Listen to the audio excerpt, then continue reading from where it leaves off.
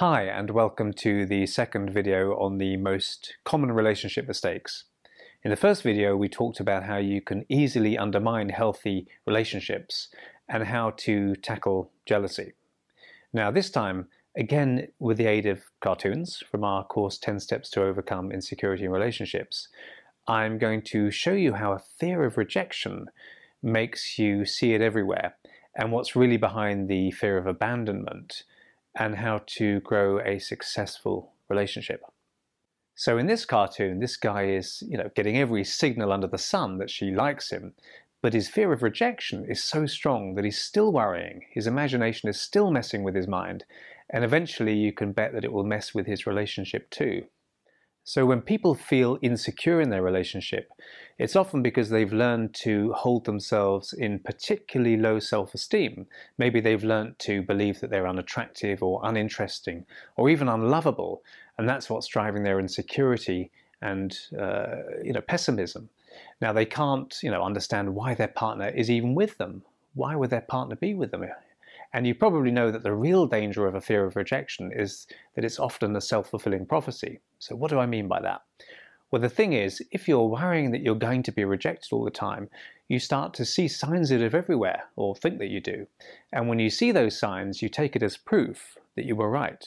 For example, if you call your partner and suggest meeting up, and your partner happens to pause a couple of seconds before saying yes, you might see that as a sign and assume that they paused because they didn't really want to meet up with you at all. And then you start to worry and feel like they might be preparing to reject you.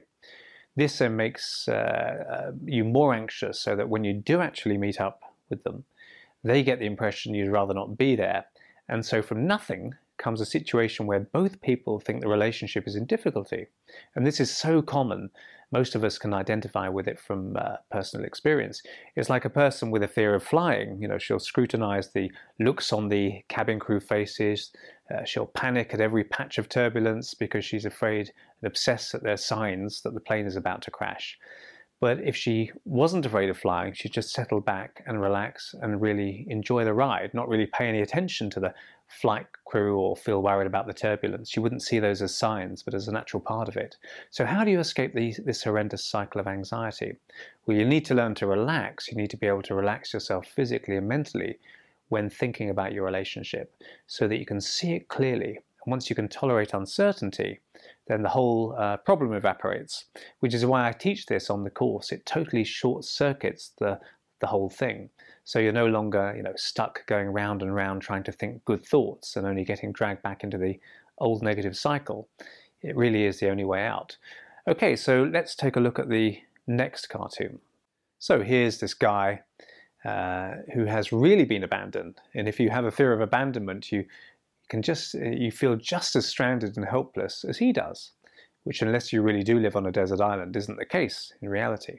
So the fear of abandonment really is a perfect example of using your imagination or misusing it to torture yourself.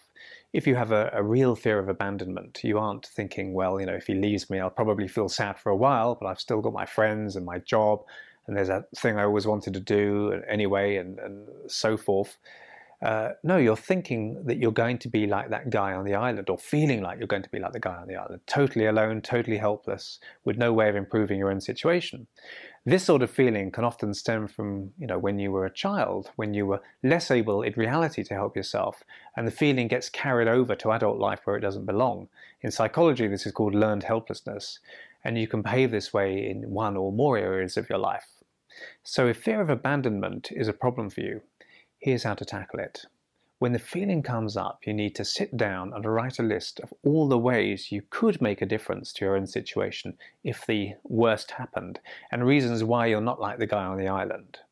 Then, when the feeling comes up again, you need to just say to yourself, no, that's not true. In fact, here are the things I could do, and you'll notice the possibility of a relationship ending doesn't feel like the end of the world, doesn't feel so catastrophic.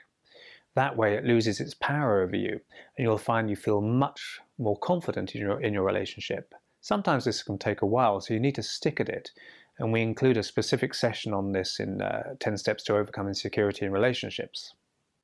Okay, so, well, this doesn't take much explaining. You can see that she's somewhat overwhelming him with attention. And what happens is that insecurity makes you overly needy, which tends to suffocate your relationship. So of course, relationships need to be looked after, being given room to breathe, but like tending a garden, plants need space to grow, and too much water is as bad as too little. Too much intensity in a relationship exhausts it, so having time apart, a life of your own outside the relationship, is vital to keep the spark alive.